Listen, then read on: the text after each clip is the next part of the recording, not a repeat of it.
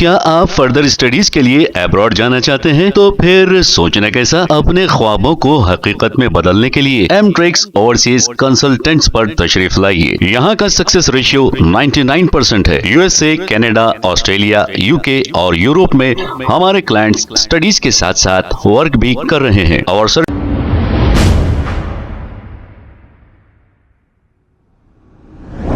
अस्सलाम वालेकुम नाजरीन, 7H न्यूज सच को रखे आपके आगे।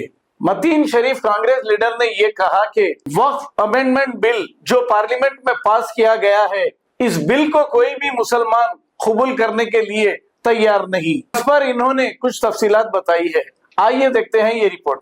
वक्फ अमेंडमेंट एक्ट को हिंदुस्तान का कोई भी मुसलमान एक्सेप्ट करने के लिए तैयार नहीं है, मगर ये कानून बन चुका है।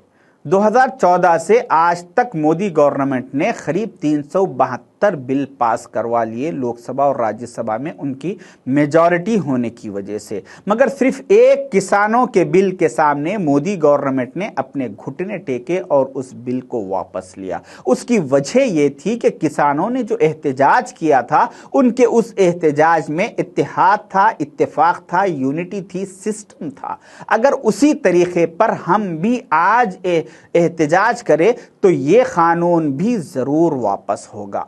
मैं कहना ये चाह रहा हूं कि हिंदुस्तान में कम व बेश 30 करोड़ मुसलमान हैं, तो क्या इन 30 करोड़ में सिर्फ 1% मजबूत ईमान वाले नहीं होंगे? अगर है तो फिर ये बिल जरूर वापस होगा। 30 करोड़ के हुए 1% मीन्स 30 लाख। अगर 30 लाख लोग अपने घरों से सड़कों पर पीसफुल एहतजाज के लिए निकलें और निकलते वक्त अपने साथ अपना कफन लेकर निकले और ये सोचकर निकले कि चाहे मुझे गोली खाना पड़े, चाहे मुझे जेल जाना पड़े, चाहे मैं ज़ख्मी होके हॉस्पिटल जाऊं, मगर मैं अपना एहतजाज ज़रूर करता रहूंगा उस वक्त तक जब तक कि ये कानून वापस नहीं हो जाता। इस जज्बे के साथ अगर हम एहतजाज करेंगे तो ये कानून ज़रूर वापस होगा।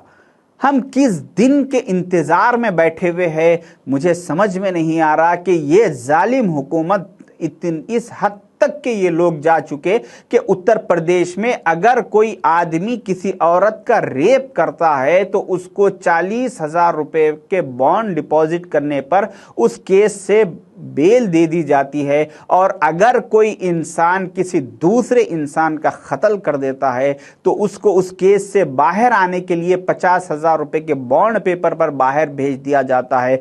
मगर अलविदाई जुम्मे के दिन जो मुसलमान अपने हाथ पर काली पट्टी बांधकर पीसफुल तरीके से अपने घर से मस्जिद गए और मस्जिद से वापस घर आए और पीसफुल एहतजाज दर्ज करवाया, तो वैसे लोगों के घरों पर उत्तर प्रदेश में पुलिस जाकर 10 लाख रुपए का बॉन्ड डिपॉजिट करने के नोटिस दे रही है। ये कितने शर्म की बात है कि आज मुसलमानों की हिंदुस्तान में ये नौबत आ चुकी कि एक कातिल से, एक जानी से, एक रेपिस्ट से 100 गुना ज्यादा बड़ा जुर्म ये लोग उसको करार दे चुके हैं जो मुसलमान एक पीसफुल एहतजाज कर रहा है।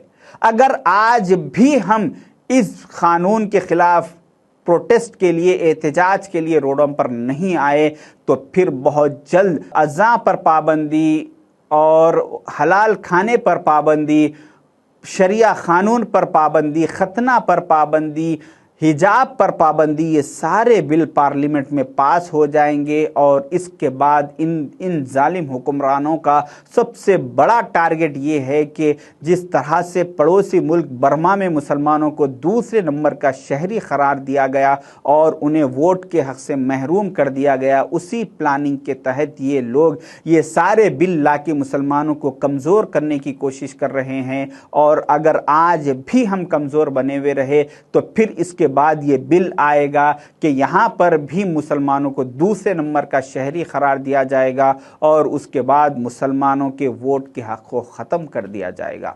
उसके बाद अगर आप एहतजाज के लिए निकलेंगे तो उस वक्त का आपका एहतजाज कोई फ़ायदेमंद नहीं रहेगा।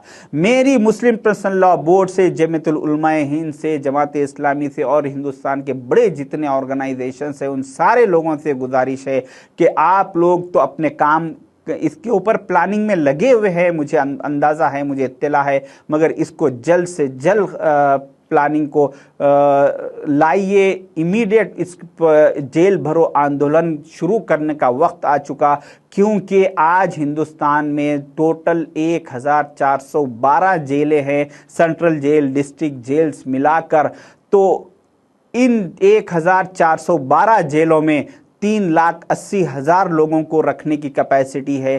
اگر صرف ہندوستان کا 1% مسلمان اپنے قربانی دینے کے لیے جیل بھرو آندولن کے لیے باہر آئے گا، 30 لاکھ مسلمان، تو ان کے پاس اتنی جیلیں تک نہیں ہیں کہ صرف یہ 1% مسلمان کو جیلوں میں قید کر سکے۔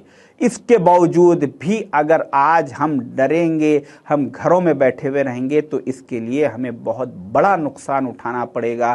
حالانکہ میری 2 اپریل کو میری طبیعت ناساز تھی، میں آئی سی یو میں تھا، ہاسپٹل میں ایڈمٹ تھا، مجھے ڈاکٹرز نے ریسٹ کرنے کے لیے بولا ہے، مگر اس کے باوجود بھی میرا یہ ماننا ہے کہ ابھی آج ریسٹ کا، آرام کا ٹائم ختم ہو چکا ہے۔ میں چاہے 13 اپریل کا حیدرآباد کا احتجاج ہو یا 26 اپریل کا ہو، چاہے کوئی بھی احتجاج کر رہا ہو، اس احتجاج میں شریک ہوں گا، اور احتجاج میں شریک ہونا اور ساتھ ہی ساتھ اپنے بچوں کے ساتھ ہم کو شریک ہونا ضروری ہے، کیونکہ آج جس کسی کے بھی 45-50 سال کے لوگوں سے میں یہ کہنا چاہوں گا کہ آپ کی ایک اچھی خاصی زندگی ختم ہو چکی، اب بچے کچے 10 12 15 سال جو ہے، اگر ان وقت میں ہم اچھے طریقے سے احتجاج، اس ظالموں کے خلاف احتجاج کر کے ہم اس ماحول کو نہیں سدھاریں گے، تو ہم ہمارے بچوں کے لیے آنے والے ہمارے 10-15 سال تو گزر جائیں گے، مگر ہمارے بچوں کے لیے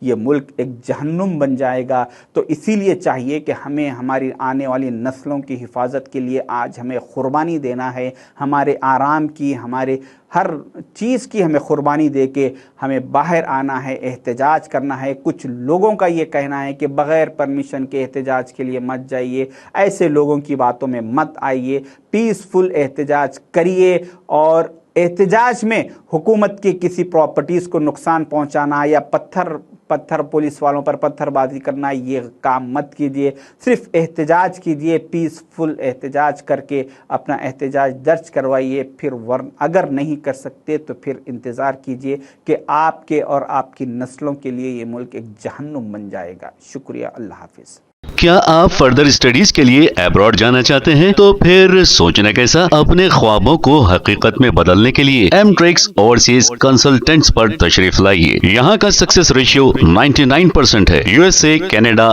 آسٹریلیا، یو کے اور یورپ میں ہمارے کلائنٹس اسٹڈیز کے ساتھ ساتھ ورک بھی کر رہے ہیں۔ اور services free profile evaluation, part listing of universities based in eligibility, application processing, visa موک and guidance, free counselling and admissions and accommodation assistance. ہمارا پتہ ماتر شری اپارٹمنٹ اپوزٹ زوڈیو، بشیر باغ روڈ، حیدرآباد۔ موبائل 9581987528۔ خبر ہے شہر کی، خبر ہے گاؤں کی، خبر ہے ساری دنیا کی۔ 7H نیوز پسند آئے تو لائک کیجئے، شیئر کیجیے اور سبسکرائب کرنا نہ بھولیں۔ 7H news.